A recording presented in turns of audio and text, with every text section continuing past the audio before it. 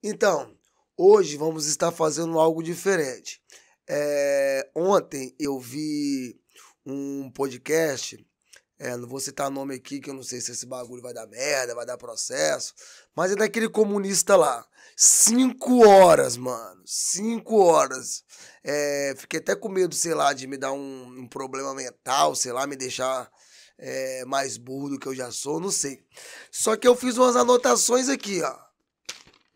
Mano, eu vou falar a verdade pra você. Eu já vi gente contando mentira, mas ali ganhou o prêmio, fi. Mano, mentira é demais, demais. E hoje, vamos estar gravando aí, né? E vai ser um vídeo um pouco mais longo, um vídeo que a gente vai estar fazendo recortes pra colocar no TikTok, vamos estar colocando no YouTube também, né? E, pô, dá essa moral aí, aquele que puder seguir, compartilhar, comentar, falar bem, falar mal, xingar minha mãe, xingar a Martinelli. Vamos que vamos. E não poderia ser diferente. O tema vai ser, né, comunismo, né? Que ele foi lá e falou das benesses do comunismo, dos espantalhos, das mentiras que é dita sobre o comunismo. E, pô, eu sou formado em História, né? E na minha monografia, que foi o meu trabalho de conclusão do curso, eu pesquisei movimentos totalitários, que foi nazismo e comunismo. E eu baseei a base, né? A base da minha pesquisa é esse livro, da Hannah Arendt. Você vê todo marcado, todo riscado. Li esse livro 2 vezes, de capa a capa, para poder pegar bastante coisa, que tem muitos termos filosóficos, um livro muito difícil. E Hannah Arendt defende que só houve 2 movimentos totalitários: comunismo e nazismo. Comunismo ali sobre o mando de Stalin, com Lenin, né, não foi um estado totalitário, sim com Stalin. Só que Lenin foi o cara que fincou as bases do totalitarismo.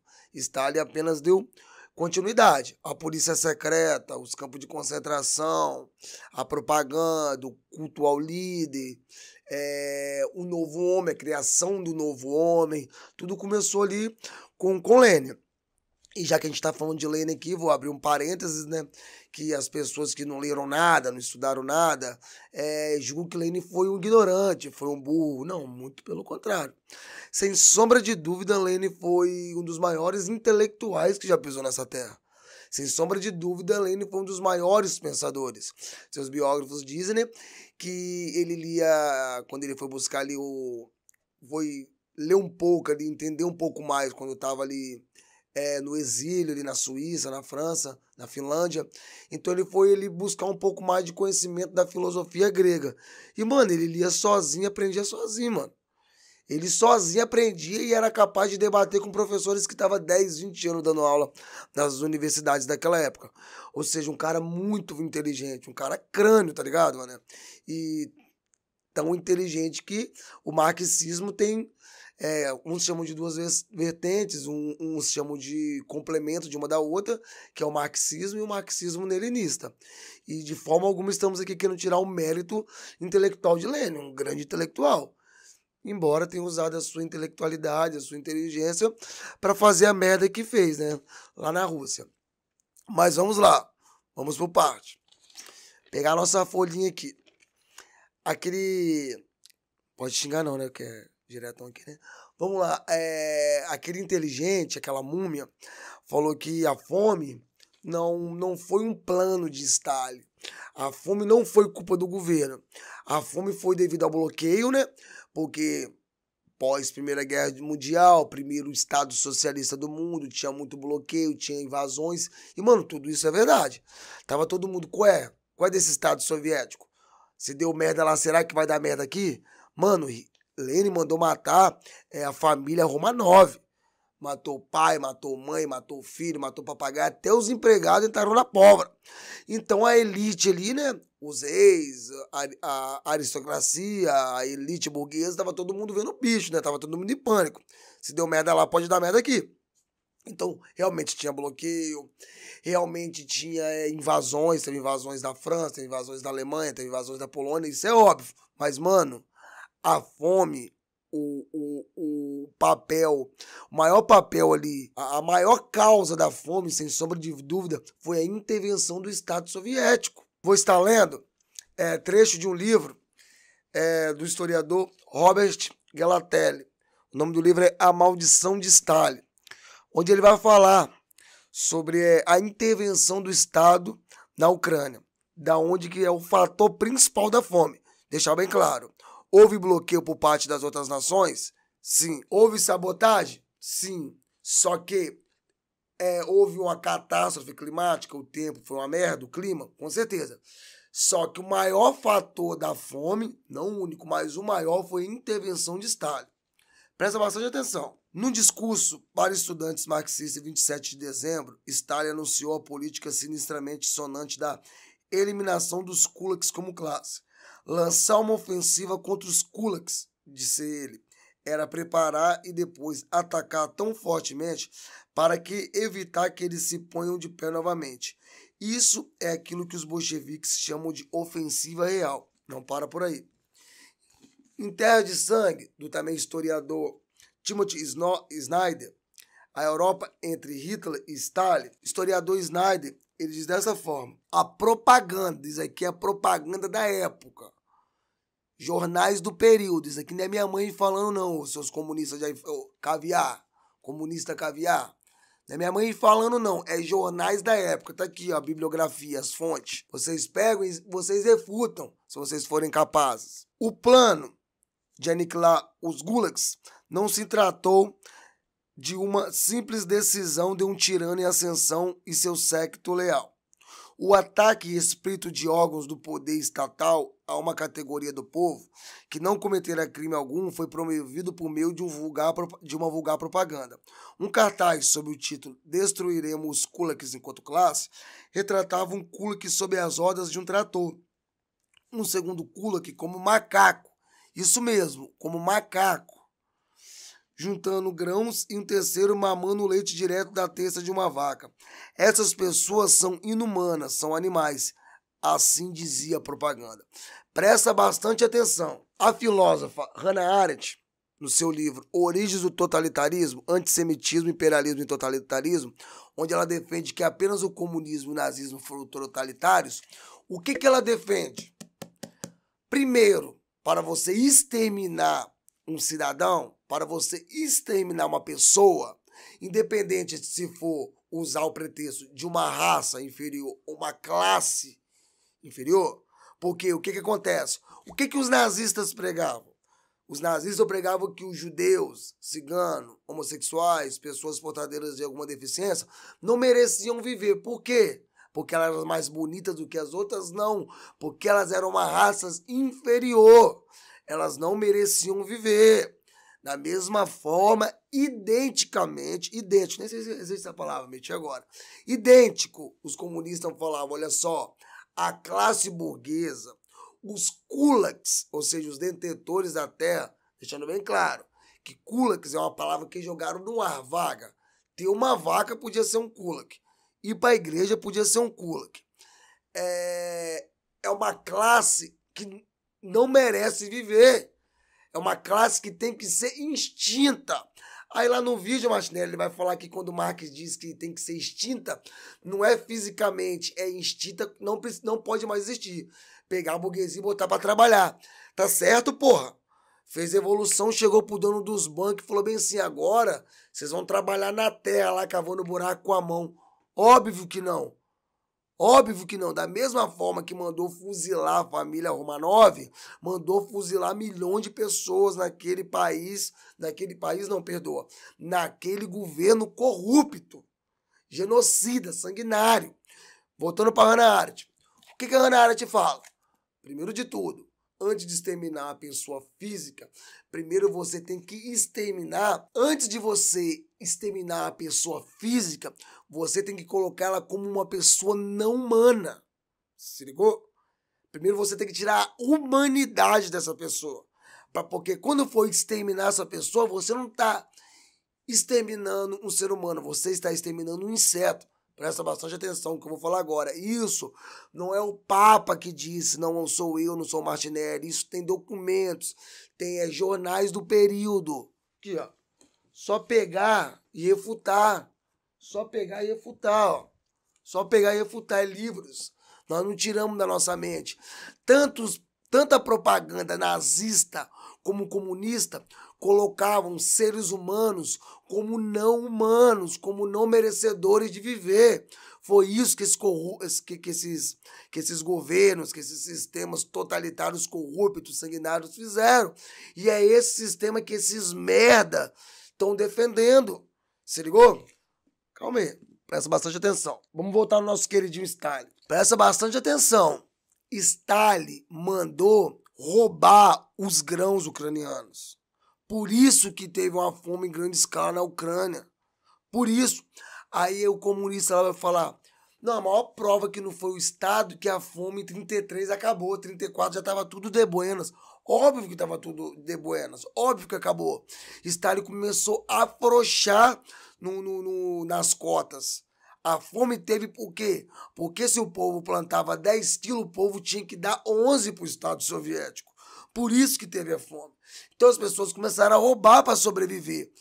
Aí, vamos lá. Em 7 de agosto de 1932, foi declarado a Lei das Espigas. Olha o que é a Lei das Espigas. Em 7 de agosto, Stalin aprovou uma nova e áspera lei para acabar com o roubo de alimentos, que podia ser uma única batata ou uma simples espiga de milho. Sua argumentação era de que, a menos que ela se tornasse sagrada e inviolável à propriedade pública, como os capitalistas haviam feito com a propriedade privada, os socialistas não seriam capazes de enterrar os elementos capitalistas e os atos, práticas e tradições individualistas egoístas, que constituem a base dos roubos.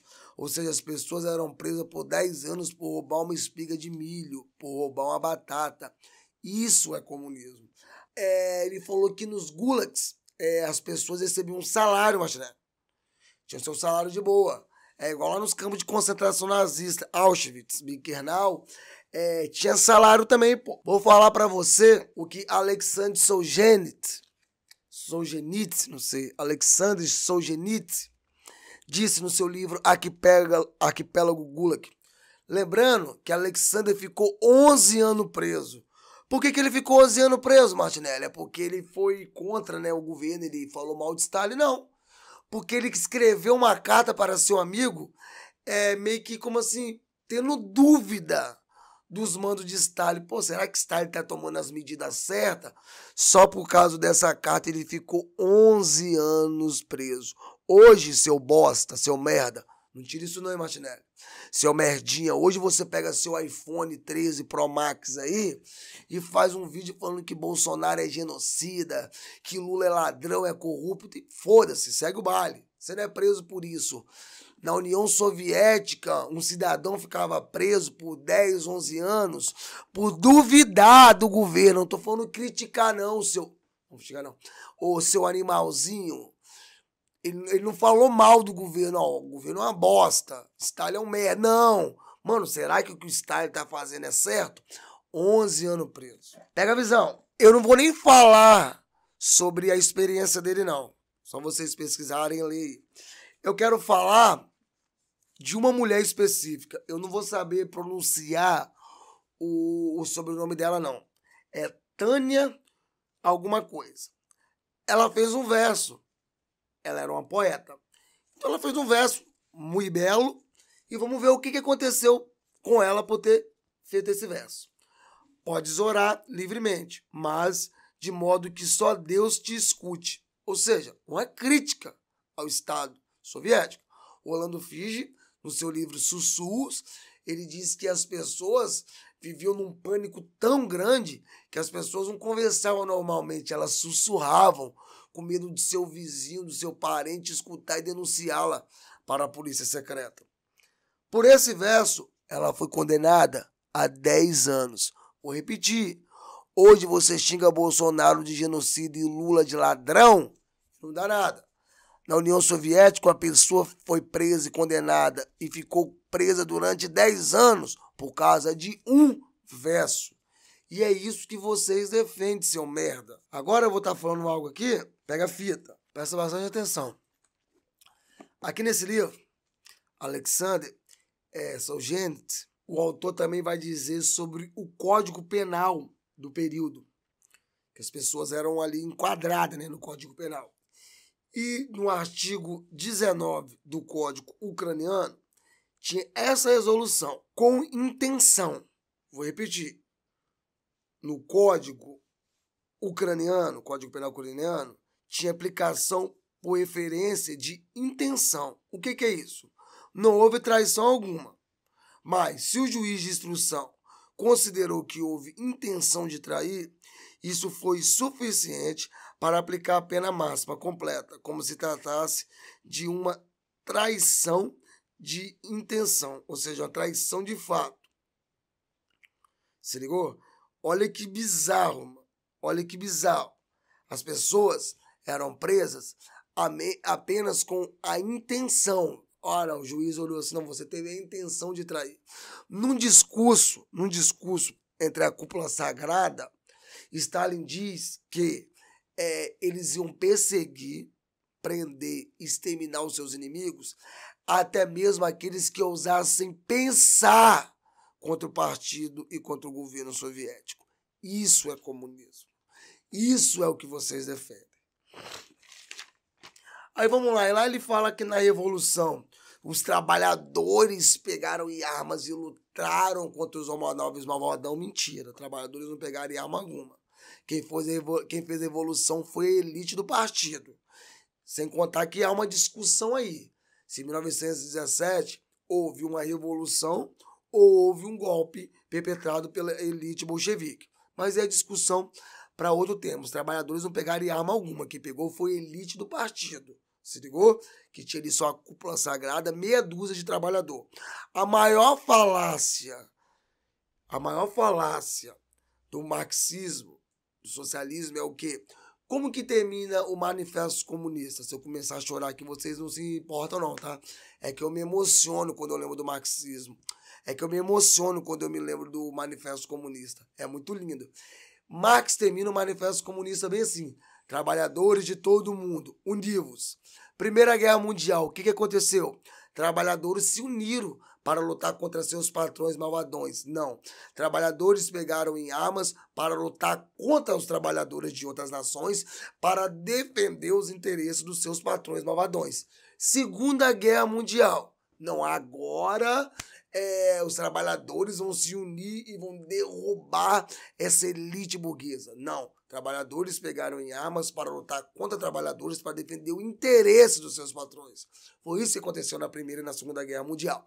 E, falando sobre Primeira e Segunda Guerra Mundial, o comunista que havia lá, ele não falou nada sobre o pacto Ribbentrop-Molotov. Mas eu vou falar. Vou citar aqui o livro Robert Gelatelli, historiador, Lenin, Stalin e Hitler, A Era da Catástrofe Social. O que os comunistas amam falar? Não, o pacto Ribbentrop-Molotov é que os comunistas sabiam que ia ter a Segunda Guerra Mundial e tinham que fazer um pacto para se armar. Vamos lá. Até os cachorros da rua daquele período sabiam que ia ter guerra. Porque Hitler deixou isso bem documentado em Mein Kampf, no seu livro, né? Dizendo que quando chegasse ao poder ia fazer merda, ia explodir o mundo. Então todo mundo sabia que ia ter a guerra. Só era questão de tempo, ninguém sabia a data. Isso é óbvio. E Hitler chegou ao poder em 1933, a guerra em 1939. Onde eu quero chegar? O pacto Ribbentrop-Molotov não foi... A Stalin não assinou, não. Vamos assinar para nos proteger, para dar tempo de nos armar. Não, foi uma divisão da Europa. Deixo aqui a citação de um livro, A Guerra de Stalin, que fala isso, se aprofunda melhor nesse livro. Mas onde eu quero chegar? Stalin se aproveitou da guerra. Stalin, as pessoas falam que julgam Stalin como uma pessoa ignorante, um burro negativo. Stalin, sem sombra de dúvida, foi o maior estrategista do século XX. Alguns vão dizer que foi o Winston Churchill. Eu não. Eu acredito que foi Stalin, porque acabou a Segunda Guerra Mundial, metade, vou repetir, metade da Europa era comunista. Metade da Europa tinha influência do Estado soviético, ou seja, o plano de Stalin deu certo, mano. Stalin e Hitler dividiram a Europa. O pacto Ribbentrop-Molotov foi uma divisão. Ó, você fica com um pedaço da Europa, eu fico com outro pedaço da Europa. Se ligou? Só que no final deu merda. Vou estar lendo aqui a fala do historiador Gelatelli aqui, ó. Pega a fita. Pega a fita. Hitler, em 18 de agosto de 1939, Hitler escreveu a Stalin para requisitar que seu ministro do exterior, Ribbentrop, voasse imediatamente a Moscou para a conversa. Ele estava disposto a negociar esferas de influência, mas enfatizou a urgência em vista do fato que uma breve eclosão de conflito aberto alemão-polonês é provável. Em 23 de agosto, Stalin e Molotov encontraram-se com Ribbentrop, mais uma vez expressaram a opinião de que os britânicos queriam fomentar a guerra, importante. O Tratado de Não Agressão era uma conspiração para o lançamento de uma guerra contra a Polônia. O protocolo secreto adicional, feito por insistência de Stalin, destinava a cada país uma esfera de interesse, para o caso de ocorrer uma transformação territorial e política na Polônia. Em outras palavras, isso significava que a Alemanha ficaria com a parte oeste da Polônia e a União Soviética ao leste. Stalin queria que a esfera soviética incluísse a Finlândia, Estados Bálticos, Estônia, Letônia, até a Bessarábia no extremo sul, ou seja, eles dividiram a Europa. Se você pegar aí, tirar um pouquinho do seu tempo e estudar o que aconteceu com a Polônia durante a Segunda Guerra Mundial, mano, é bizarro. Hitler invadiu a Polônia. Com 3 semanas, mais ou menos, Stalin manda o Exército Vermelho invadir a Polônia. Os poloneses, quando viram o Exército Vermelho, achou que o Exército Vermelho estava indo em socorro, em ajuda dos poloneses. Não, eles foram tomar. Mano, eles massacraram a Polônia, a ponto do historiador Snyder dizer que ali ficou conhecido como uma terra de sangue, não só ali, né? Mas principalmente na Polônia, como uma terra de sangue. Alguém sabe o que foi o massacre de Katyn? Pesquisa aí, pô, o que foi o massacre de Katyn. Onde eu quero chegar? Nazismo e comunismo, ambos foram governos genocidas, ambos foram movimentos totalitários que exterminaram pessoas, trataram seres humanos como insetos, mano. E essa merda que esses bosta defendem. Lá, o comunista Caviar vai falar que na Ucrânia tiveram a sua língua preservada, a sua cultura preservada. Mentira. Lenin até defendia isso. Lenin defendia o quê? O centro é Moscou. Só que cada um fala a sua língua, cada um tem sua cultura de buenas. Só que isso é mentira. A língua ucraniana foi tirada dos documentos oficiais. Na escola foi proibido ensinar o ucraniano. Os documentos oficiais tinham que ser em russo. Na escola tinha que ser estudado em russo. Por isso, você vê hoje essa guerra aí, o Putin fazendo merda. Os ucranianos odeiam os russos por causa da história. A Rússia para a Ucrânia é como se fosse Hitler, os nazistas para os judeus, mano. Se ligou? Só para fazer um paralelo aqui, uma comparação. Mano, o Stalin oprimiu, pisou, esmagou, sugou o povo ucraniano, tá ligado? Então, mano, é muita falácia, muita mentira. Quando chega a Coreia do Norte, o cara faz umas perguntas a ele se embola ali quando vai falar da Coreia do Norte. Eu não tenho muita leitura da Coreia do Norte. A minha leitura, que eu li bastante, que eu posso discutir bastante, que eu posso falar bastante, União Soviética e nazismo. Cuba, China, Coreia do Norte, Camboja, esses daí Vietnã eu tenho pouca leitura. Mínima. Então eu falo aqui o que eu tenho bastante leitura, ou seja, eu tenho propriedade para falar, tá ligado? Mas onde eu quero chegar? Na Coreia do Norte. Aí o cara fala, não, bagulho que a população não tem acesso, ele vai falar, fato. O partido, membros do partido, tem acesso a coisas que as pessoas não têm. Mano, eu vou citar um cara aqui, eu nem sei se ele vai me processar. Esteve pelo mundo. É um moleque que viaja a vários lugares. E, mano, olha lá o canal dele quando ele vai pra Coreia do Norte. Mano, os caras não tem luz, mano. Se ligou? Os caras não tem luz, mano. Aí fala que a comida lá é melhor do que no Brasil, Martinelli. Ele fala. Mano, aonde? Aonde? Coreia do Norte é tão bom que aqui, pra você sair do país... Mano, volta a fita. País socialista é tão bom que pra você sair do país precisa da autorização do governo. Você precisa pedir uma autorização, Martinelli. Porque é tão bom. Cuba é tão bom, é tão céu na terra que os cubanos se sentem indignos de viver lá. Não, mano, aqui é uma maravilha, que é tão bom, que tem tudo do bom e do melhor. Eu não sou digno de viver nesse país. Vou pra Flórida no nado. Vou disputar no braço com tubarão. Primeira vez que Fidel Castro falou, quem quer ir embora, vai embora. Teve o êxodo de Mariel. Só você pesquisar aí, você vai saber o que foi. Essa é a realidade de quem vive num país socialista, se ligou? Coreia do Norte, o povo é oprimido, mano. É bizarro. Quem não mora na capital não pode ir na capital. Para visitar a capital precisa de permissão. Olha que doideira. Eu sou aqui do Espírito Santo, eu moro em Vila Velha, a capital é Vitória. Se ligou? Quantos minutos? Uns 10 minutos, né, de carro, moto, Vitória. Atravessou a terceira ponte também, sei lá. 10 minutos. Para ir pra Vitória, eu tenho que pedir permissão Olha a bizarríssima. Olha a bizarrice que é um país desse, se ligou? Aí quando o cara pergunta da estátua, do culto ao líder, ele fala que não. É que a população é grata à família pela resistência que eles tiveram nas guerras. Outra coisa, o cara pergunta sobre os Estados Unidos, né? Fala dos Estados Unidos. Aí ele fala das guerras que os Estados Unidos, da bomba, tá, mas vamos lá. E as guerras que a União Soviética financiou durante o período da Guerra Fria? As guerras que a União Soviética estiveram ali totalmente ligadas. Se ligou? Tiveram totalmente ali envolvidas. Isso você não fala, né? Já falei que ele falou que os gulags recebiam um salário lá, as pessoas que ficavam presas, é porque ele levou pro lado espiritual, o salário do pecado é a morte. Recebiam mesmo o salário da morte, seu merda. E, pra concluir aqui, tem uma pergunta que o cara fala sobre a religião. Aí ele vai falar, não, isso é falácia, isso é mentira, país socialista você pode ter a sua religião, lá na Coreia do Norte, na capital, tem uma igreja. Falou que tem uma igreja lá. Aí eu não posso falar se é verdade ou mentira, que eu já não sei, tá ligado? Eu creio que tem uma Deus e Amor, uma Assembleia de Deus, um Universal, estão vendendo um lenço de bicho lá. Óleo ungido, esses bagulho aí.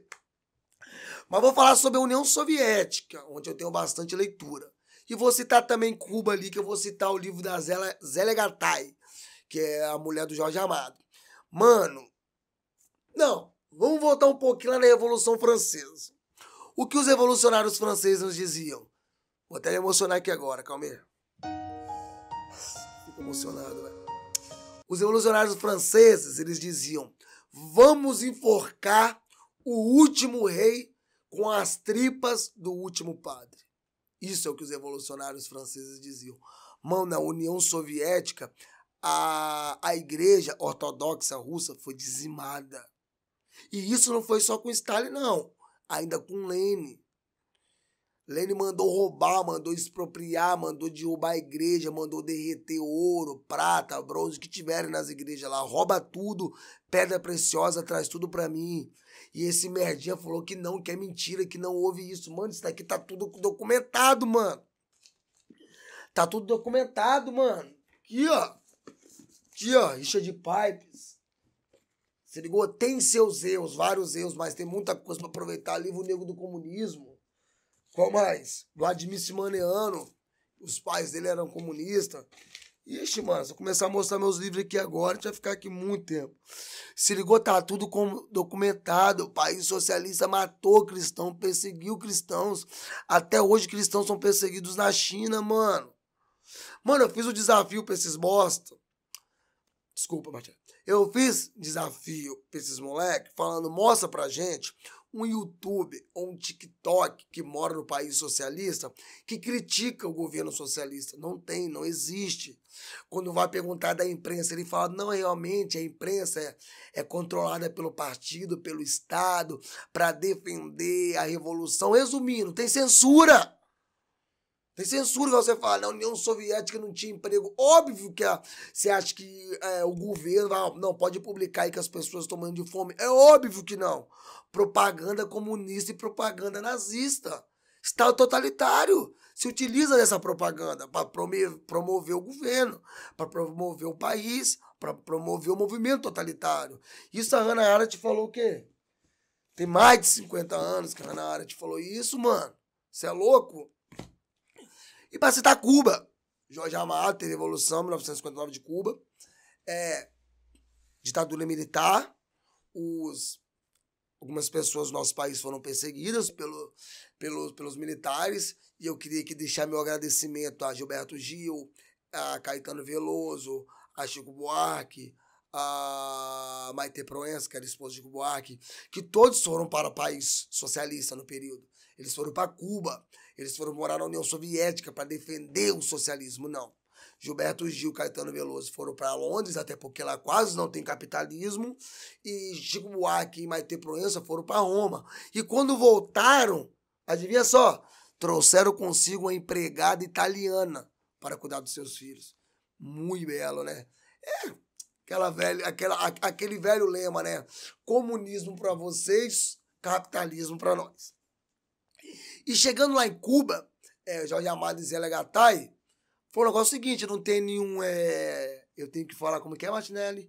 religião de matrizes africanas, né? Pra não ser cancelado, né? Foda-se. Falei, não tem nenhum terreiro de macumba, candomblé, não, que Jorge Amado era pai de santo. Excelente romancista, excelente poeta. Já li vários livros de Jorge Amado, Zé Lagatai e sua esposa. E essa citação que eu tô citando, eu li no livro da Zé Lagatai.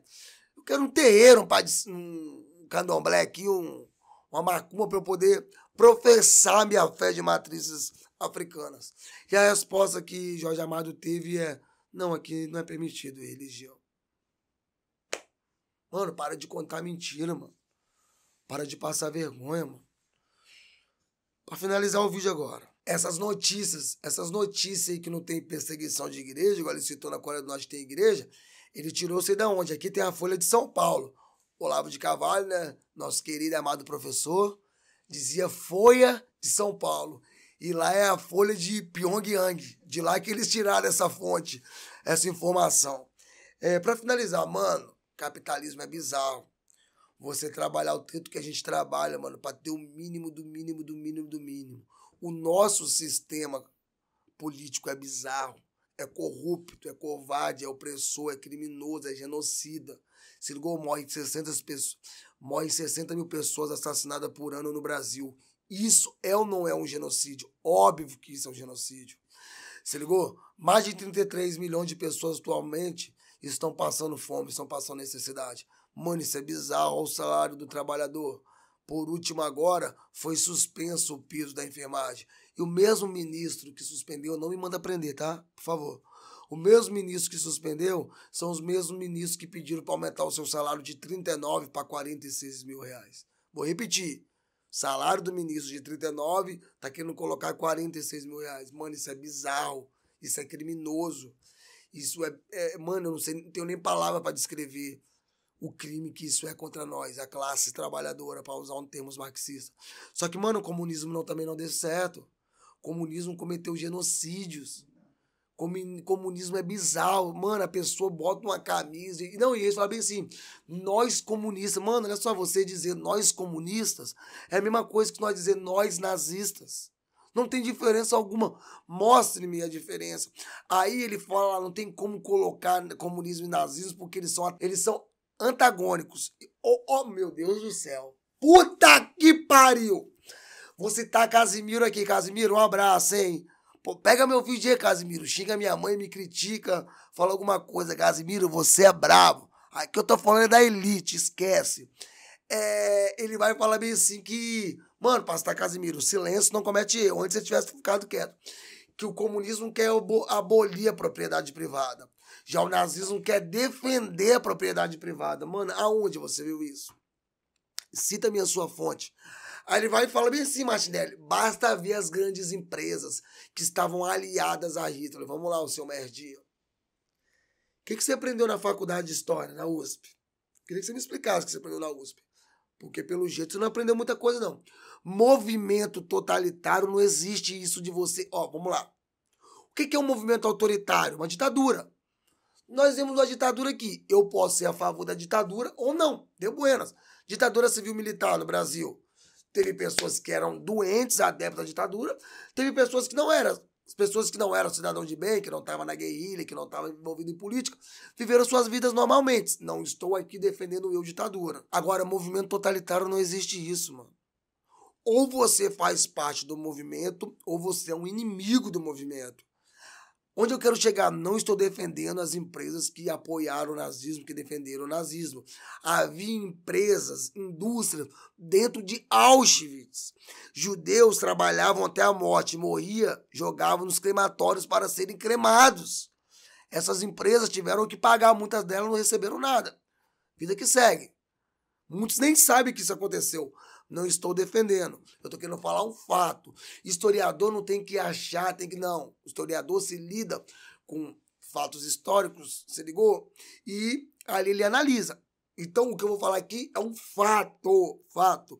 Essas empresas não tiveram escolhas, mano. Hitler botou os capitalistas, os burgueses de joelho. Vocês vão trabalhar para mim. Teve até o caso de um cara... Depois a gente pode pesquisar no Google aqui e falar o nome dele.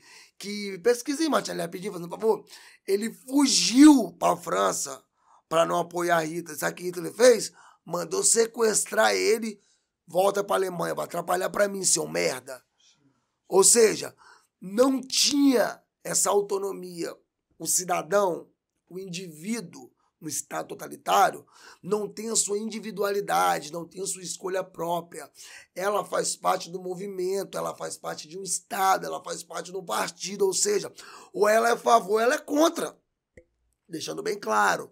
Não vem querer pegar minha fala, seus merda, para depois falar, nossa, tá defendendo o nazismo. Não, odeio o nazismo, odeio o comunismo, odeio o nazista e abomino o comunista. Vocês são tudo farinha do mesmo saco, seus merda. Vocês deveriam ser jogados na lata de lixo da história. Lá que é seu lugar, no esgoto da história. Nazista e comunista. Eu tô falando de um fato. Essas grandes empresas não tinham escolha. E vai lá e cita isso, Martinelli. Isso é a maior prova que nazismo e comunismo não é a mesma coisa. Nazismo e comunismo, ambos cultuam um líder. Ambos usam a imprensa como propaganda para exaltar o partido. Ambos tiveram campos de concentração. Se ligou? Ambos exterminaram e botaram seu povo como escravo. Ambos. Ambos queriam criar um novo homem de uma raça superior, nazismo, e um novo homem de uma classe no comunismo. Mano, vocês são o mesmo lixo. Vocês são a mesma merda. Vocês são tudo farinha do mesmo saco, se ligou? Vai lá na Polônia, vai na Ucrânia, vai na Romênia, se ligou? Vai lá e fala bem assim, ó, eu sou comunista. Depois você me conta o que aconteceu. Se ligou? Mano, é tenso, mano. É tenso, velho. E isso é ensinado nas escolas, mano. Isso é bizarro, mano.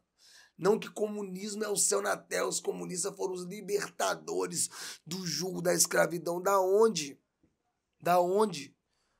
Vocês cometeram um crime bizarro, mano. Vocês que eu falo foram os comunistas do período lá, que esses comunistas caviar não tem coragem de pegar em arma pra lutar contra ninguém, não. Eu me nego a acreditar que esses comunistas caviar têm essa coragem. Que Trotsky, Stalin... Lenin não, que Lenin também não pegou em arma porra nenhuma pra lutar. Foi o cérebro da revolução, não diminuindo o seu papel. E é isso aí, mano. Vamos ficar por aqui. Obrigadão a todos aí, cola com nós, tá ligado? E segue a gente, compartilha, fala mal, fala bem, dá dica aí pra gente fazer um novo vídeo. Refuta o nosso vídeo, seus bradock. Vocês não é brabão mesmo? Refuta, porra. Refuta os historiadores que a gente citou aqui, os livros que nós citamos aqui.